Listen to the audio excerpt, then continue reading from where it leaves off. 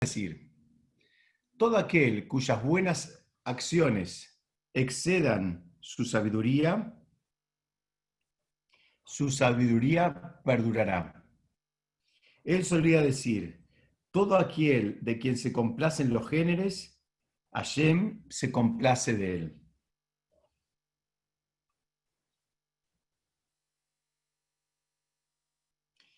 Vamos a dejar acá. La verdad que hay un material bastante interesante. Yo la verdad que quiero que lo veamos despacito. ¿Por qué? Porque acá le está diciendo un concepto que es fundamental para el judaísmo, ¿no? Un concepto fundamental que está hablando, ustedes fíjense, está hablando de temor al cielo, está hablando de sabiduría y está hablando de acción, de maasé, de mitzvot, de qué es lo que hace, digamos, la persona. Es una misionera que está entrecruzada por, digamos, tres conceptos fundamentales en el judaísmo. Vamos a ver, él dice acá, todo aquel cuyas buenas acciones exceden su sabiduría. Es decir, él viene y sigue, dice, el temor al pecado está primero, ¿no? Después decía, ¿qué significa? Es una persona que dice, voy a estudiar para ser temeroso de Hashem. Eso sería un ejemplo de lo que es que el temor al pecado esté antes que la sabiduría en este caso, ¿no?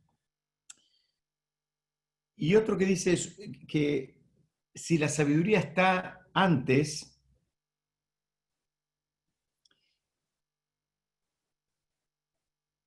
que su temor al pecado, ¿cómo podemos explicar esto? Dice que es una persona que estudia, que digamos, que tiene conocimiento, o sea, es una persona que tiene sabiduría, pero no llegó al nivel de temor al pecado. ¿Qué significa que no llegó al nivel de temor al pecado? Primera definición, un poco fuerte, pero es una definición que trae los Jajamim. Dice, es una persona que estudia la Torá como si estuviera estudiando cualquier otra disciplina. Y lo peor de todo, dice, todo lo que él aprende, él no tiene la intención de ponerlo en práctica. Entonces él estudia para saber, ¿no? Como dijimos, creo que la semana pasada o la anterior, estudia como si fuera que está estudiando música o historia del arte o filosofía o cualquier otra disciplina. Está acumulando conocimiento. Y acá tenemos una primera gigante diferencia entre lo que es estudiar Torah y lo que es estudiar, digamos, otras cosas. El estudio de Torah requiere que la persona, digamos, se involucre a un nivel absolutamente distinto que con cualquier otra disciplina, ¿no? El ejemplo que estudiamos en algunas otras oportunidades es, a priori, una persona estudia, no sé, 5 o 6 años una carrera universitaria y ya le dan un título y se supone que ya, digamos, domina esa disciplina. En el mundo de Torah es totalmente distinto. En el mundo de Torah es la persona necesariamente debe seguir creciendo, debe seguir cultivándose, debe seguir avanzando. Básicamente debe sentir que nunca llegó. Ese es el primer concepto. Pero el concepto que va, el estudio tiene que terminar, digamos, entrando en la persona, tiene que terminar generando un impacto en la persona. Si la persona sigue acumulando información, muy bien, lo que va a terminar siendo es eso. Pero Hashem no quiere enciclopedias caminando.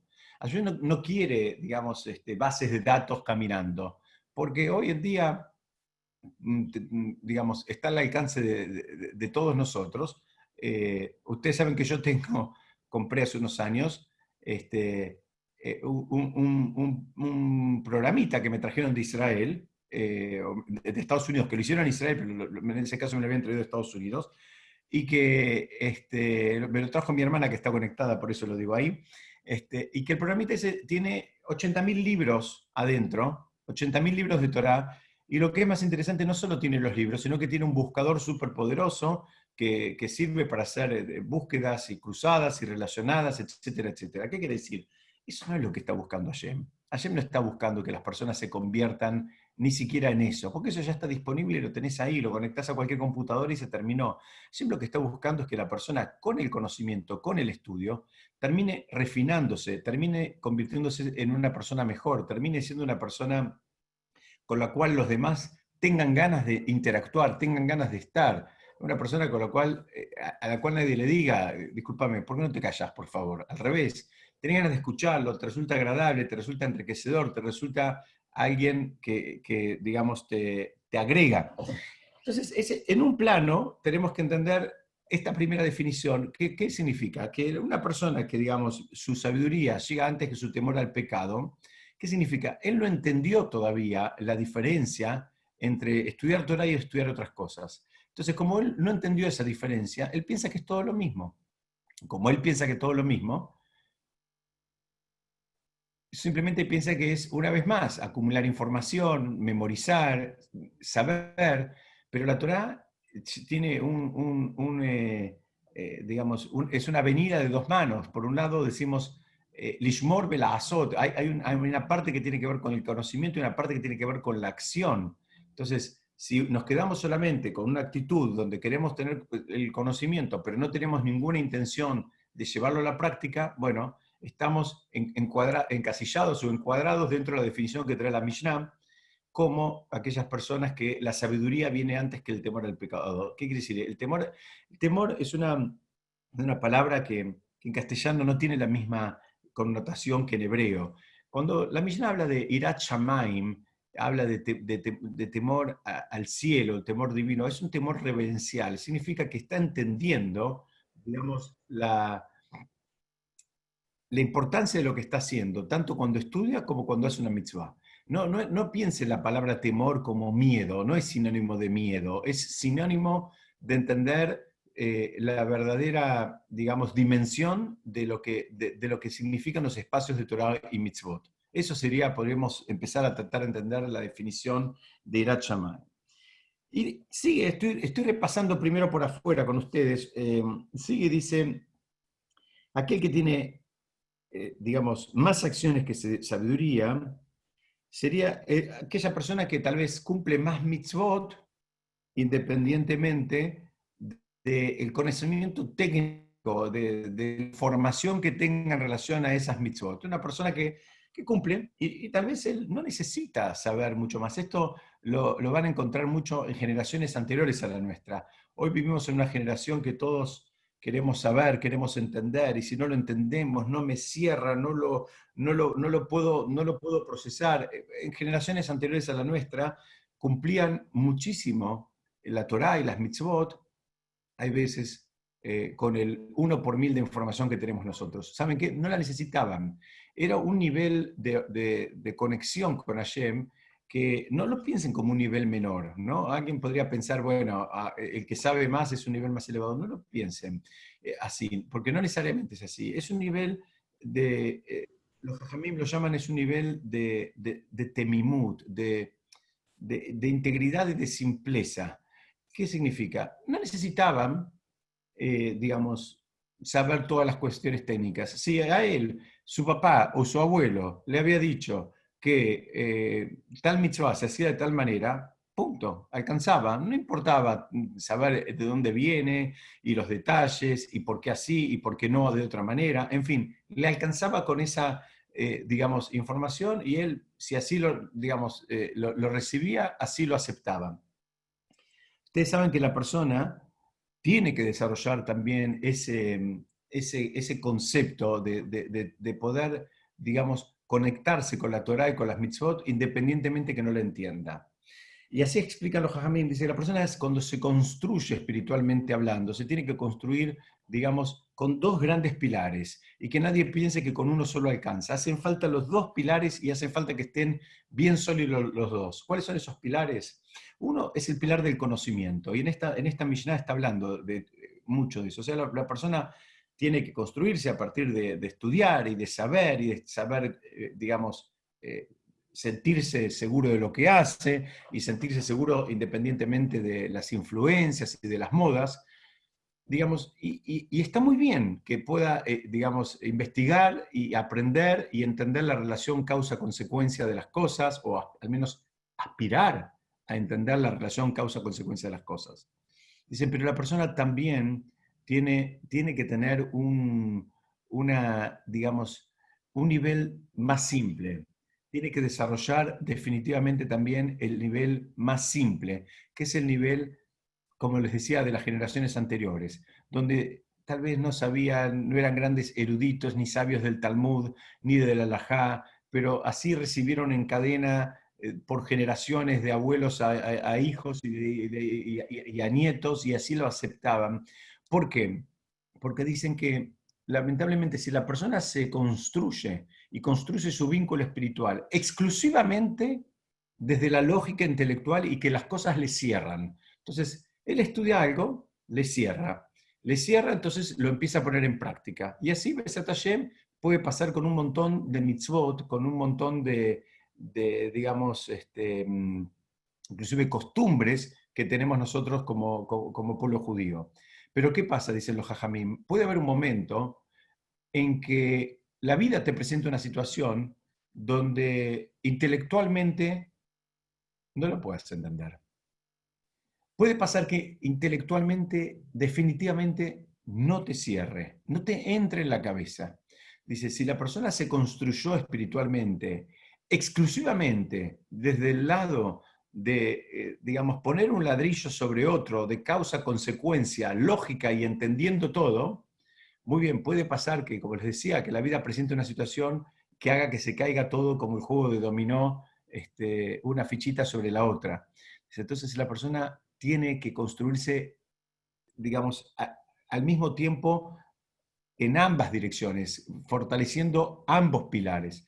¿Por qué? Porque ¿quién te dijo? Esto lo decimos otras veces y a mí me gusta decirlo porque me sirve a mí, básicamente. Pero ¿quién te dijo que vos ibas a entender todo? ¿Quién te dijo que vos ibas a entender cómo Hashem maneja el mundo? Y si te dijeron que lo ibas a entender, la pregunta es, ¿qué hiciste vos para entenderlo? ¿Cuántas horas estudiaste? ¿Cuántos libros leíste? ¿Cuántas veces estudiaste el Talmud, la Mishnah? ¿Cuántas veces refinaste tus sentidos, tu cabeza, tu corazón, como para poder estar en la misma sintonía de donde se transmiten todas estas decisiones? Entonces, la realidad de las cosas es que nunca nos dijeron que íbamos a entender, ni siquiera al mismísimo Moshe. Al mismísimo Moshe, Moshe pidió entender la relación causa-consecuencia, y Hashem le contesta, vas a verme, digamos, la espalda y no vas a ver el frente. Y los jajamim lo que dicen es, ¿qué significa vas a ver la espalda y no el frente? Hay dos explicaciones clásicas, por lo menos debe haber más también. Una es que le dijo, mira, vos vas a ver la consecuencia, pero la causa no necesariamente la vas a saber. Nunca nos garantizaron a nosotros que íbamos a saber la relación causa-consecuencia. Hay cosas que las vemos en un momento y que en realidad la raíz de eso que estamos viendo ahora, tal vez tenemos que ir para atrás muchos años, muchos años. Hashem en ningún momento dijo que nos iba a habilitar como para entender y como para poder ver esa relación causa-consecuencia. Y Hashem se lo contesta al mismísimo Moshe. Le dijo, vas a ver mi espalda y no mi frente. Dice, una explicación de eso es justamente, vas a ver la consecuencia, vas a ver cómo termina la película. No vas a entender cómo empezó ni cómo fueron los primeros episodios de una serie. Esa es una explicación. Hay otra explicación que dice, mira, cuando vos dices, vas a ver en la espalda, ¿qué significa? Los hombres, cuando usamos el tefilín, cuando el tefilín, ustedes saben, de la cabeza, tiene un nudo en la cabeza. En el nudo de la cabeza salen dos correas, una para cada costado. Cuando vos lo ves de espalda, eh, claramente se te presenta como que hay dos correas. Dice, pero si vos lo ves de frente, te das cuenta que es una única, que hay un nudo que después se termina bifurcando en dos lazos. Dice, así es la vida. Dice, vos ves algo y te crees que entendiste todo y que ya sabes todo y que ya podés, digamos, diagnosticar y explicar por qué está pasando tal cosa o por qué dejó de pasar tal otra. Dice, Hashem le está diciendo, vos vas a ver la espalda, no te garanticé nunca que vas a ver el frente, nunca te dije que vas a poder ver, digamos, la completitud de la relación causa-consecuencia de las cosas. Entonces, acá hay, digamos, volvemos a la Mishnah. La Mishnah empezaba hablando y decía, cuando dice su sabiduría no perdurará. Dice, ¿qué significa? La persona cuando pone en práctica lo que estudió, mucho o poco, no importa, eso lo mantiene vivo. La persona, esa forma de construir una persona sana espiritualmente es que lo que va estudiando en algún punto lo termina poniendo en práctica. La persona, si no, después queda en un lugar donde se siente muy incómodo. A nadie le gusta, digamos, tener la información completa, ir creciendo en información, pero, digamos, no debería sentirse muy cómodo, al mismo tiempo no ver, digamos, impactado en sus acciones todo el conocimiento que está, digamos, incorporando. Si le pasa por un periodo, por un tiempo, hasta que termina de tener las motivaciones, o hasta que termina de convencerse, o en su propia lucha de superación, es entendible, a todos nos pasa. Pero otra cosa es que la persona siga acumulando conocimiento y no lo termina poniendo en práctica. Eso, digamos, por eso dice no perdurará. ¿Por qué no va a perdurar la sabiduría? Porque se va a correr de ese lugar. En un momento se va a sentir tan incómodo que va a decir, ¿saben qué? No voy más a los cursos, porque al fin y al cabo no voy más. Y yo lamentablemente conocí mucha gente y que me lo dijeron abiertamente. Mira, si seguía yendo, iba a tener que cambiar mi vida y no quería cambiar mi vida, entonces dejé de ir. Con muchísimo dolor, esas son explicaciones que recibí en más de una oportunidad. Entonces, digamos, esta es la Mishnah que nos está explicando un poquitito cuál es la dinámica de la sabiduría.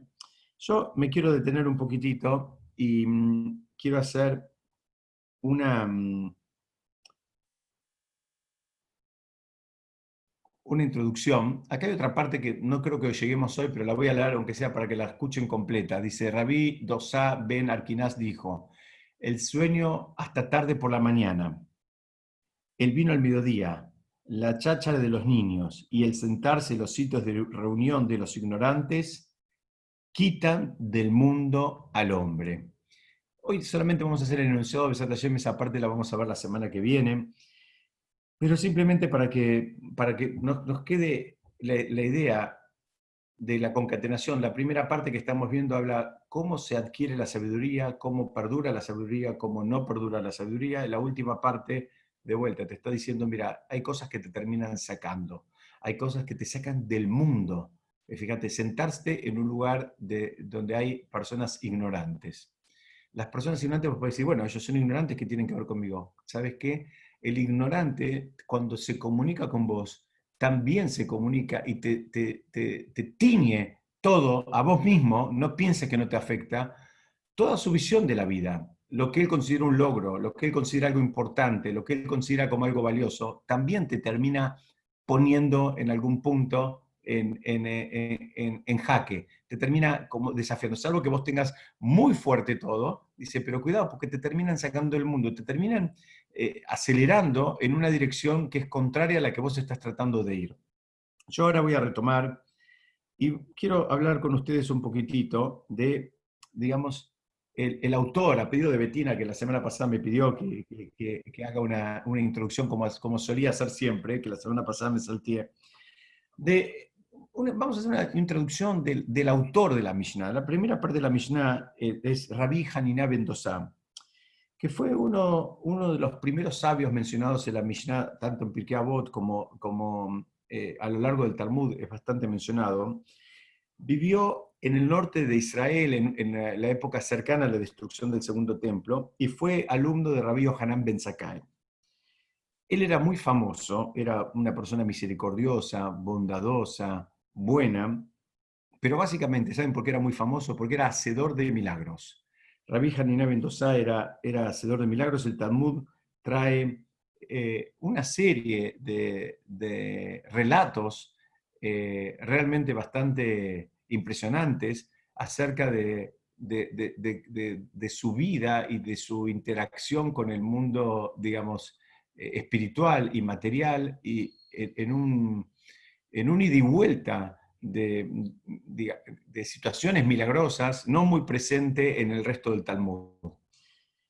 Yo quiero compartir con ustedes algunas para que por lo menos estemos en sintonía con el autor de esta Mishnah y seguramente a todos nos va a dar más ganas, al menos me pasó a mí, de escuchar qué tenía para enseñarnos este gigante del Talmud que se llamaba Rabbi Hanina ben Dosa. la mayoría de lo que voy a contarles hoy está en el Tratado Ta'anit del Talmud, está entre la página 24, 25, 26, ahí están estas historias, pero hay otras más que hoy digamos, no las vamos a, no nos vamos a detener en ellas, pero está mencionado también el Tratado Talmud. Dice en Ta'anit, les decía en la página 24b, que a diario en su época salía una voz del Shamaim. Esto era algo que lamentablemente también se perdió cuando se destruyó el templo. Se perdió esa revelación divina, que es que salía una voz del Shamaim y hacía anuncios. ¿Y qué decía esa voz del Shamaim? Decía: el mundo entero es alimentado en mérito de mi hijo Haniná, pero en relación a él mismo le alcanza con una medida de algarrobo de Shabbat en Shabbat. ¿Qué significa esto? Él decía que Rabí Haniná Mendoza era tan tzadik, o era el tzadik de la generación, que en mérito de él el mundo entero se alimentaba.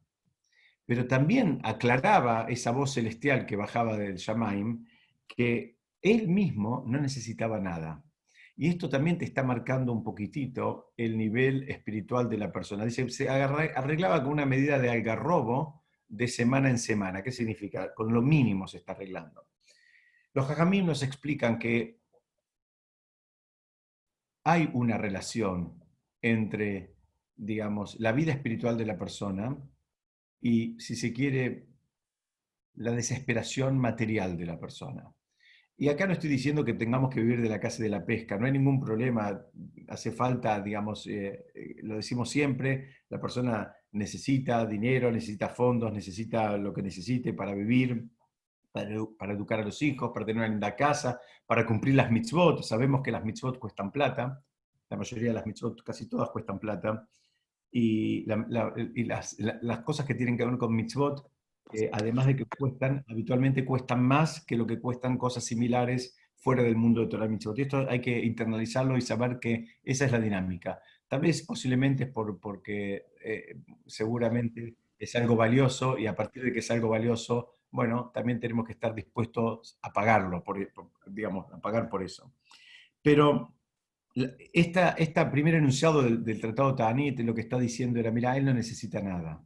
No pienses que la abundancia bajaba para él porque era, digamos, una persona que era un imán para esa abundancia. Era un imán, pero para los demás, no para él. De hecho, el Talmud trae un montón de historias, porque él vivía, digamos, bordeando realmente la pobreza. Hay una historia que trae muy fuerte el Talmud, que la esposa de él, en Erev Shabbat, los viernes, antes de que, digamos, durante el día, antes de que empiece Shabbat, solía quemar en el horno papeles o ramas, hojas, como para que los vecinos piensen que estaba cocinando algo, cuando en realidad no tenía nada dentro del horno.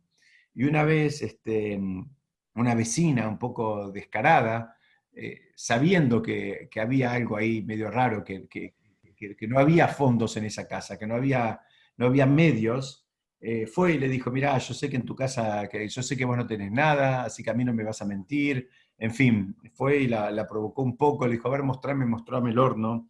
Y ahí la historia es que se produjo un milagro y aparecieron unos panes adentro de ese horno que, por supuesto, digamos, eran, como se dice en hebreo, al pianés, eran milagrosos, no era algo que ella había cocinado.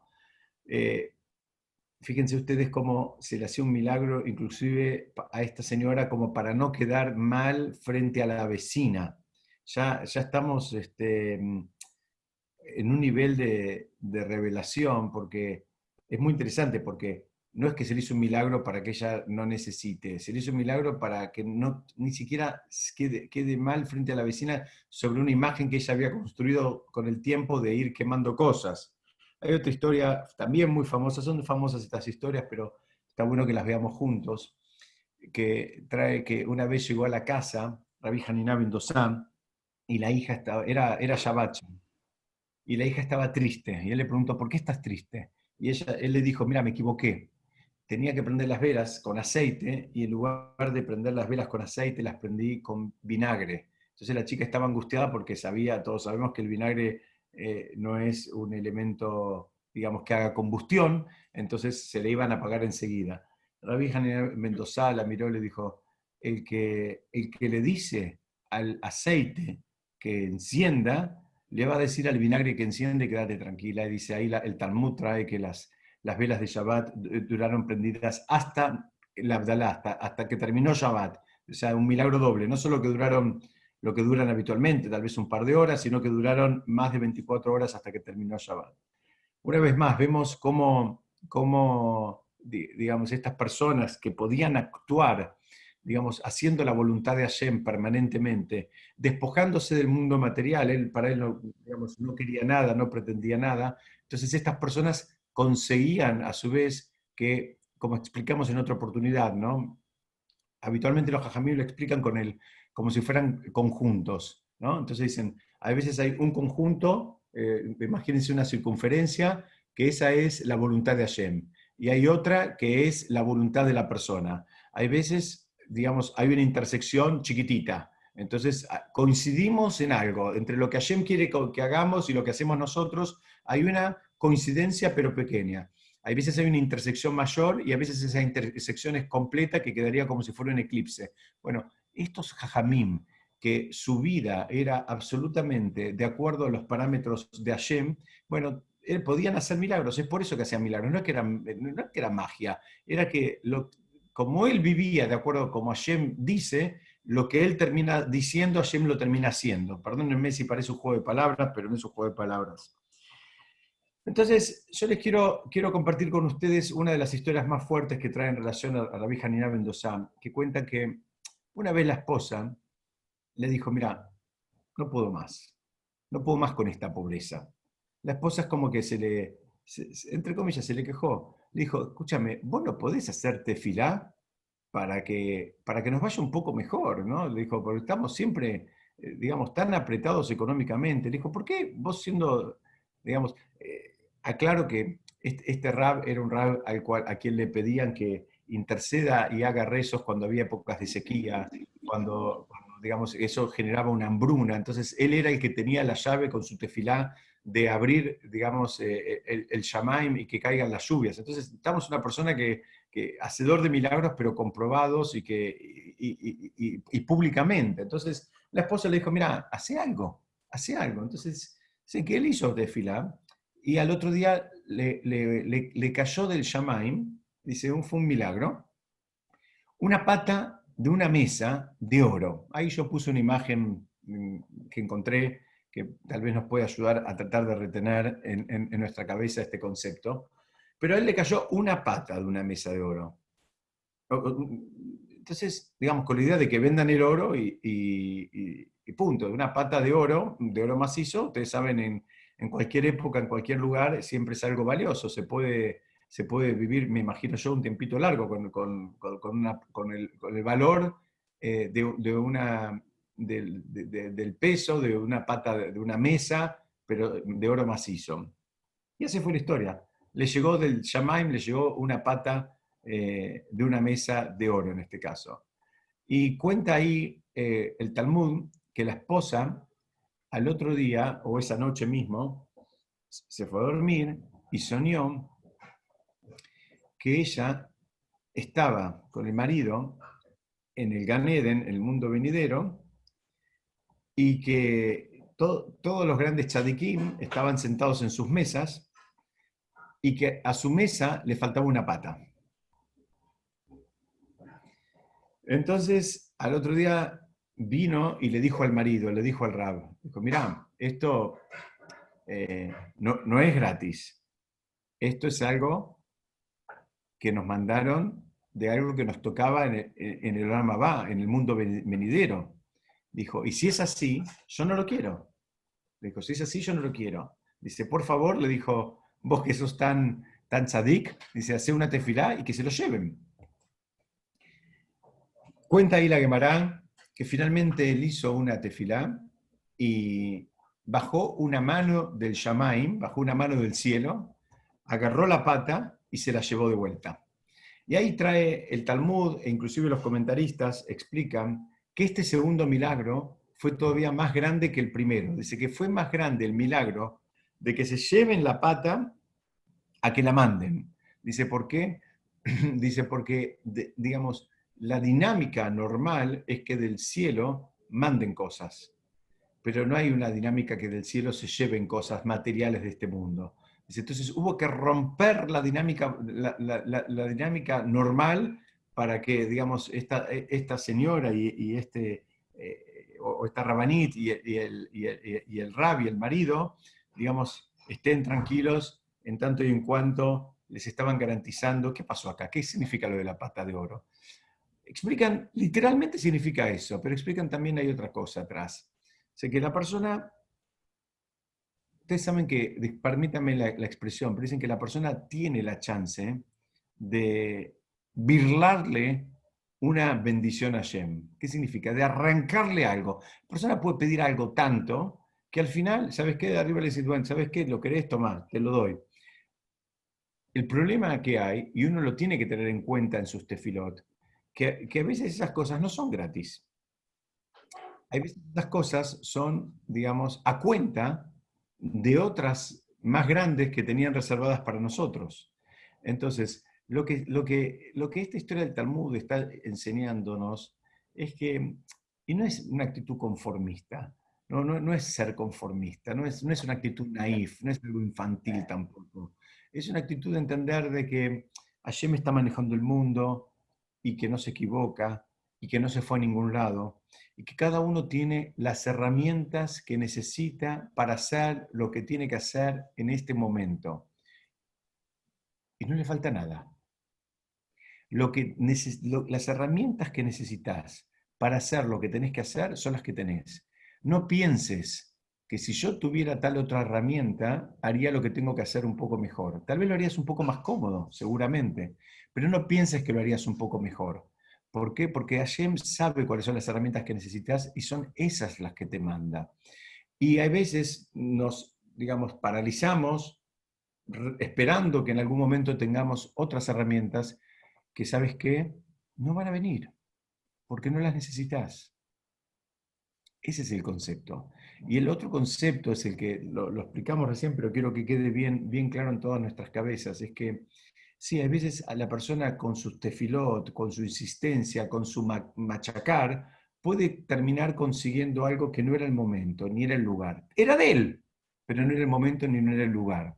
Entonces la persona cuando hace tefilá por algo que está pidiendo, también tiene que hacer hincapié y aclarar. Hay jajamim que dicen que uno tiene que decir, si es bueno para mí y si es bueno para mí ahora y si va a ser algo realmente bueno y no me va a hacer daño y si no es, digamos, en desmero de algo más grande que me está esperando tal vez un poquito más adelante en el camino. Bueno, eso también lo tenemos que tener en cuenta y esas son, creo que, las dos grandes enseñanzas de esta historia del Talmud, que ustedes saben que cuando escuchan estas historias que parecen como cuentitos, no son ningún cuentito, son historias que tienen muchísimo más enseñanza y jugo para sacar que lo que a veces no nos imaginamos. A veces hay gente que piensa que es una historia así, que podemos pasarla rápido, y son cosas muy profundas que están ahí, que están un poco encriptadas y que nos están enseñando los jajamim. Entonces, la, el concepto de que la dinámica es del Shamaim se recibe, del Shamaim no se lleva nada, también es un concepto. No pienses que nadie te está sacando nada.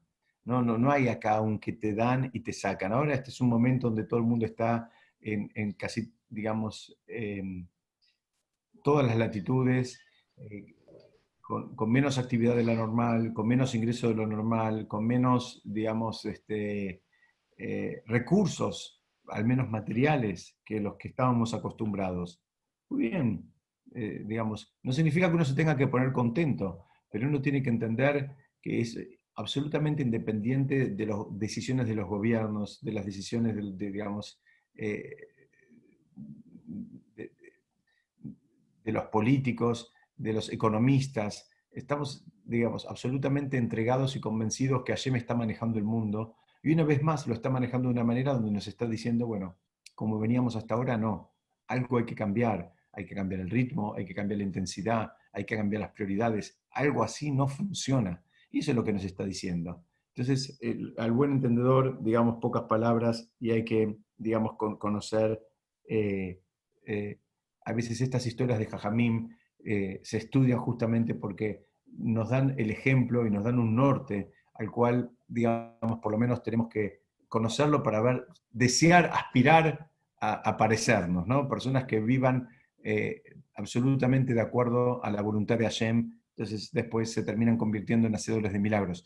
La mayoría de nosotros seguramente quisiéramos la última parte, quisiéramos ser hacedores de milagros, salteándonos los pasos previos, pero no funciona así, ya probamos muchos y no funciona así. Vamos a avanzar entonces un poquitito, voy a retomar un poco la Mishnah para tratar de desmenuzarla un poquitito juntos, ¿sí? Dice acá, bueno, dice acá, su temor al pecado. Hola, hola, ¿se escucha? Su temor al pecado es anterior a su sabiduría. En hebreo dice, Kol sheirat heto kodemet lechochmato. Acá hay algo muy interesante, ¿no? Porque la Mishnah, en castellano no se nota tanto, digamos,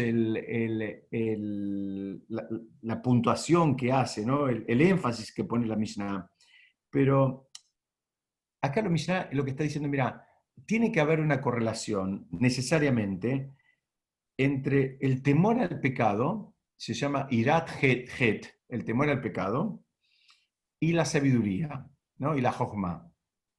Pero acá aclara, dice, Irat Heto y Jochmató. ¿Qué está hablando? De su temor al pecado y de su sabiduría. Acá agrega algo la Mishnah que parece algo muy sutil, es algo que uno lo estudia de adentro. La verdad que si uno lo lee rápido pasa así. A mí me pasó eso. Cuando uno empieza a profundizar, encuentra una riqueza lindísima en este versículo. Acá dice, mira, no pienses que hay una definición de sabiduría y una definición de temor al pecado.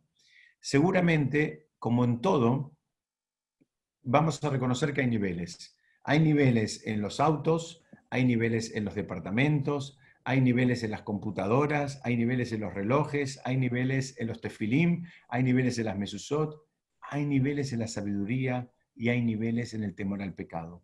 Por eso dice su temor al pecado y su sabiduría. ¿Qué significa? La persona tiene que ubicarse y saber dónde le está parado y cuál es su temor al pecado y cuál es su sabiduría y digamos, y tiene que haber una correlación. Lo que para mí puede ser sabiduría, para un sabio de verdad tal vez es algo, digamos, de principiantes.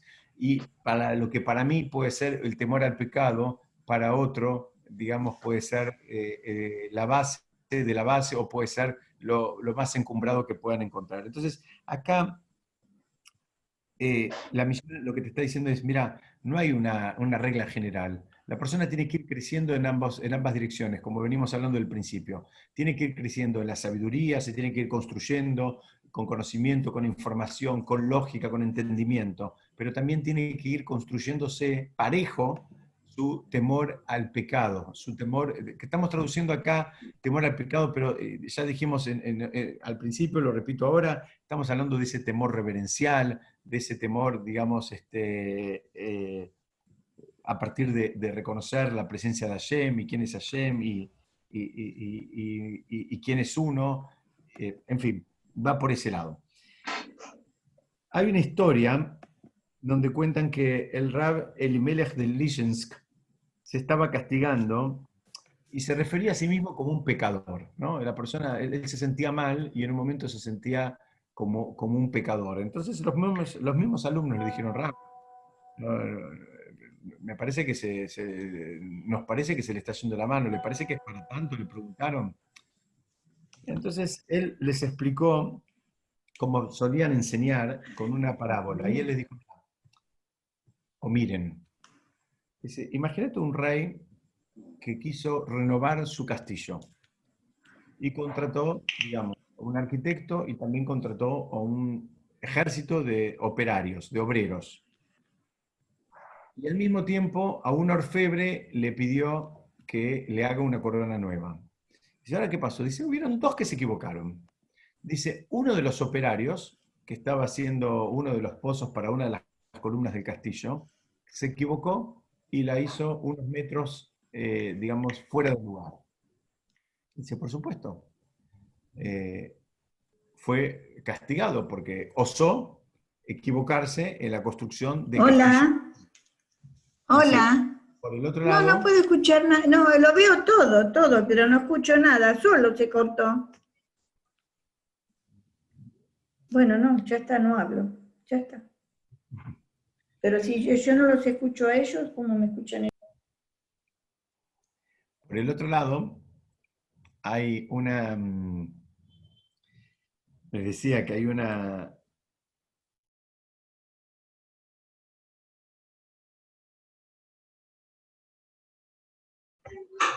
Moreno, lo escuchamos. ahí está.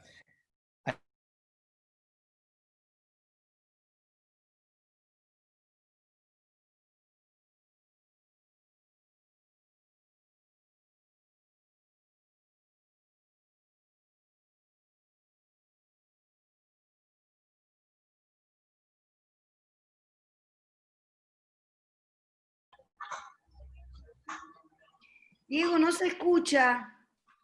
No te estamos escuchando. Ah, se sigue sin escuchar. Dice bueno, pero después se va. Vamos a ver qué pasa.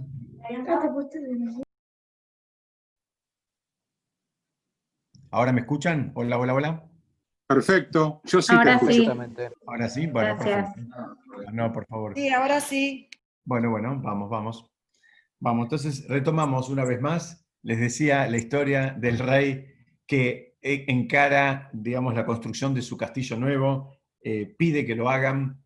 Un obrero se equivoca y hace un pozo, digamos, a unos metros de distancia del lugar asignado, que por supuesto es castigado, pero el orfebre también se equivoca y coloca el diamante en la corona del rey, digamos, de una forma torcida.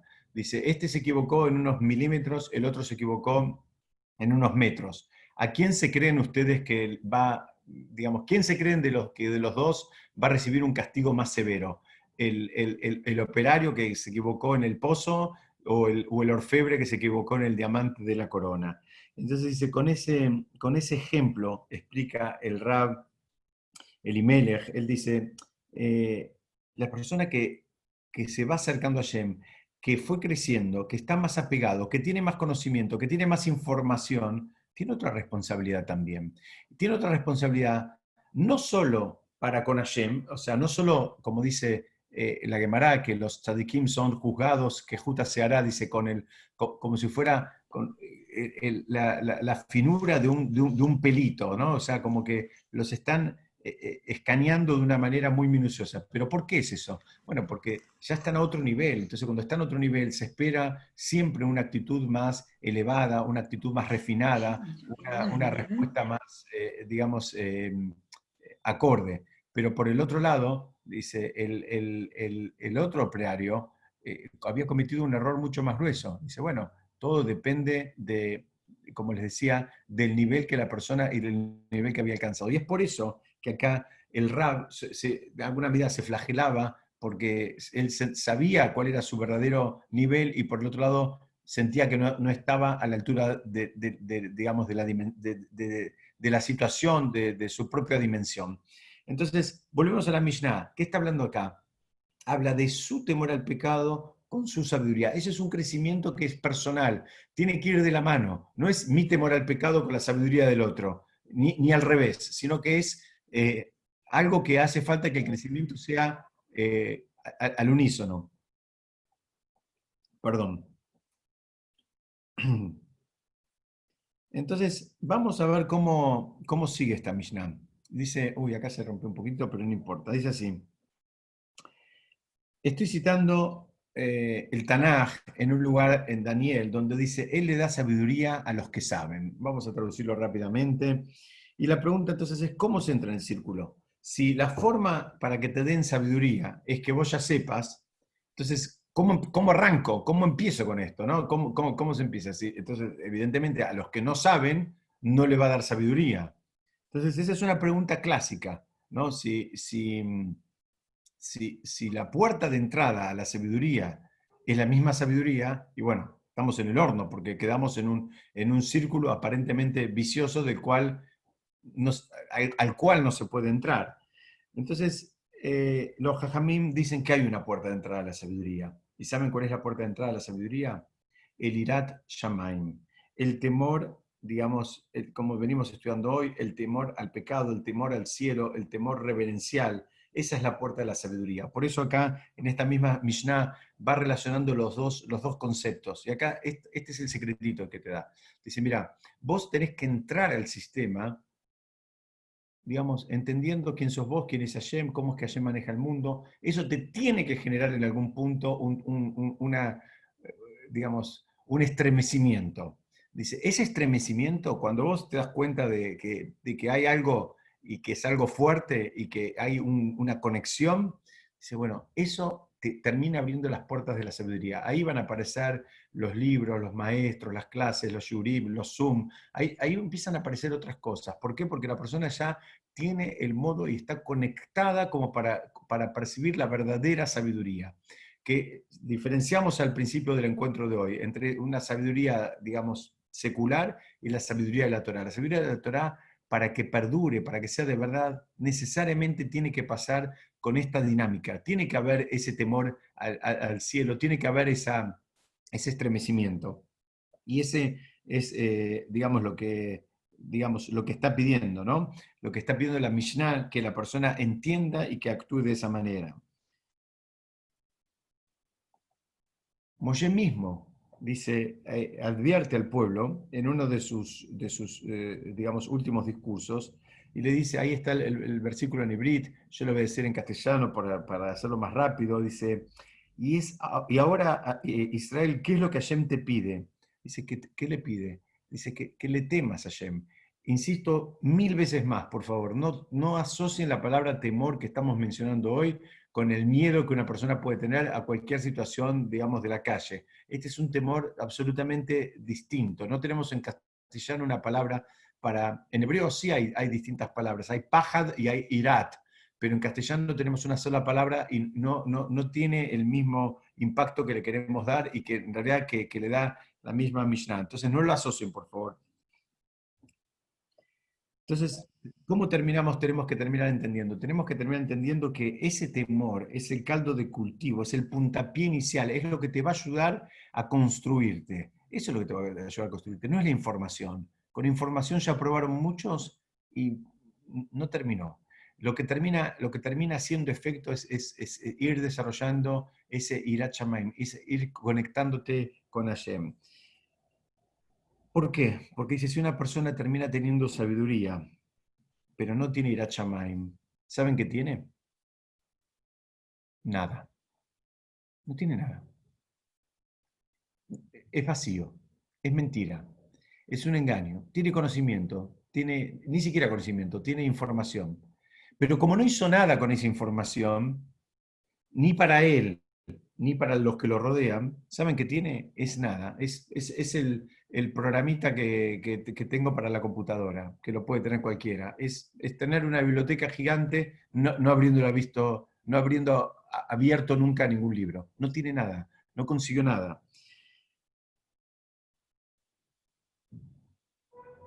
Hay una Guemará súper fuerte, en el Tratado de Yomá, la página 72b, que dice, es preferible ser ignorante antes que saber Torah y no tener temor al Shamaim, temor al cielo.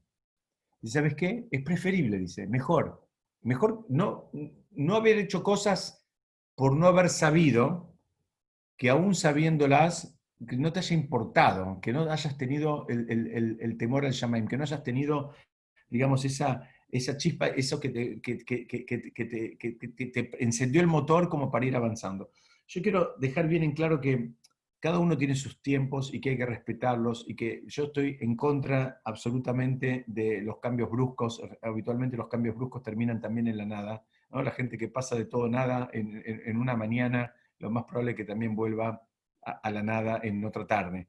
Pero, digamos, tenemos que saber lo que la Mishnah está diciendo. Ustedes vieron que al principio hablaba de lo que va a perdurar y lo que no va a perdurar. Y nos está dando algunas pistas. Nos está dando una pista de cuál es la combinación ideal, digamos, para ir combinando las cosas, ¿no? ¿Cuál es el orden? Dice, bueno, tenés que tener el temor al cielo, mismo Moshe lo dijo, y tenés que tener el conocimiento, la sabiduría, pero tenés que tener primero el temor al cielo.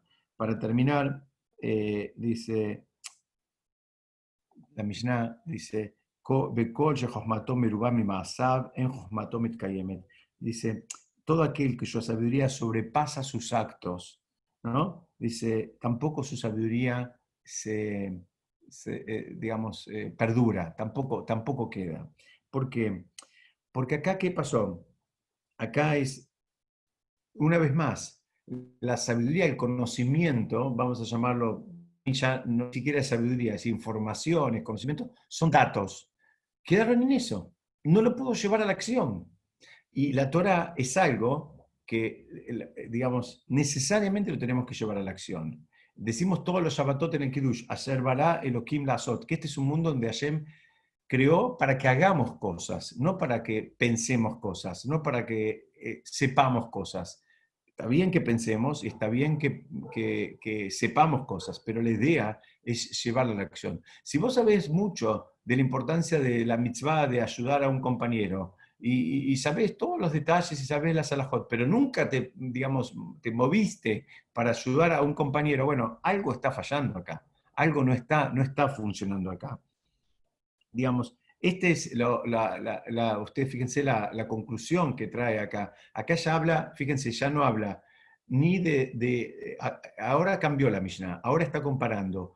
Al principio estaba comparando el temor al cielo con la sabiduría. Ahora está comparando, digamos, la sabiduría con la acción. ¿Por qué? Porque necesariamente son pasos que tenemos que ir, digamos, reconociendo y poniendo en la práctica. Sabes mucho, pero, digamos, no llegaste a ponerte los tefilín, y bueno, mirá, está bueno que sepas de tefilá todo, pero que también que la hagas. No es la idea solamente saber qué se dice primero, qué se dice después, sino después tenés que llevar, digamos, todo esto a la acción y llevarlo, digamos, de una manera congruente con lo que estás estudiando. Lo tenés que hacer por dos cosas. Primero, porque es el camino. Y segundo, ¿sabes por qué? Porque si no vas a sufrir. La realidad de las cosas es que nadie que esté, digamos, bien emocionalmente, se va a sentir cómodo. Por eso dice que no va a perdurar la sabiduría, porque él se va a terminar corriendo, porque llega un punto donde decís, bueno, mira, o me corro o avanzo, pero llega un momento donde necesariamente vas a sentir esa incomodidad. Bueno, hasta acá es donde yo quería presentarles hoy la Mishnah o estas dos Mishnayot, que no terminamos por completo, pero por lo menos quería presentar hasta acá de este tercer capítulo de Pirkei Avot. Ahora voy a abrir los micrófonos, o cada uno los puede abrir por si quiere decir alguna pregunta o algún comentario. Yo quería decir algo que fuera de programa, pero créanme que esto yo lo preparé, este shiur lo preparé en el fin de semana largo, lo preparé entre domingo y lunes, y que ayer recibí un llamado, como le dije a la persona que me llamó, posiblemente uno de los llamados más agradables y más lindos que recibí en los últimos años. Y entonces, aunque tal vez se va a enojar o no, pero como está acá conectado, yo quiero decir que todo este recorrido que vimos acá en la Mishnah de hoy, lo vi en la práctica, en la vida personal de nuestro querido Héctor. Y la verdad, Héctor, te quiero felicitar por ese cambio que hiciste en tu vida. A mí me llena de emoción y lo quiero compartir con todos ustedes, porque fue un recorrido, digamos, literalmente como estudiamos hoy. Y confieso y, digamos, todos los libros que están atrás mío acá no me van a dejar mentir. Yo este shiur ya lo había preparado y fíjense que llegamos acá donde ayer en un hermoso llamado me contó su decisión desde, digamos, desde la madurez, desde el conocimiento, desde la emoción, desde el sentimiento de empezar a cumplir Shabbat. Y bueno, nada más quería felicitarlo una vez más y reconocerlo y tal vez nos podamos inspirar todos, cada uno en alguna otra mitzvah que quiera mejorar, cada uno en algún otro paso que quiera dar. Esta Mishnah nos está enseñando cuál es la forma y Héctor también nos puede enseñar a todos nosotros. Así que todo mi reconocimiento y mi felicitación para él, Bizat Hashem, que pueda recibir muchos llamados como recibí el otro día, que sean llamados de que las personas, todos estamos aumentando en Torah un mitzvot, aumentando en apegarnos a Hashem, que también debería redundar en apegarnos al prójimo. Muchas gracias a todos. Si alguien quiere decir algo, el micrófono está abierto. Si no, seguimos estudiando por esta plataforma el jueves que viene. Y perdón, Héctor, que te usé como ejemplo. No, Pero gracias. Y bueno, sí, Bien. vengo lento con las decisiones, ¿no? Porque la misma importante anterior, que fue la de Cayer, fue como hace ya como 10 años atrás, así que bueno, me toca apurar, ¿viste? mirá, ¿Ya hiciste si algún son llamado? pasos, si No. son pasos firmes, cada uno tiene sus tiempos y se los tiene que respetar. Si son más rápidos, en general es mejor, pero bueno, cada uno también tiene que saber conocerse e ir a su tiempo. Ujú. Sí, sí, sí. Sí,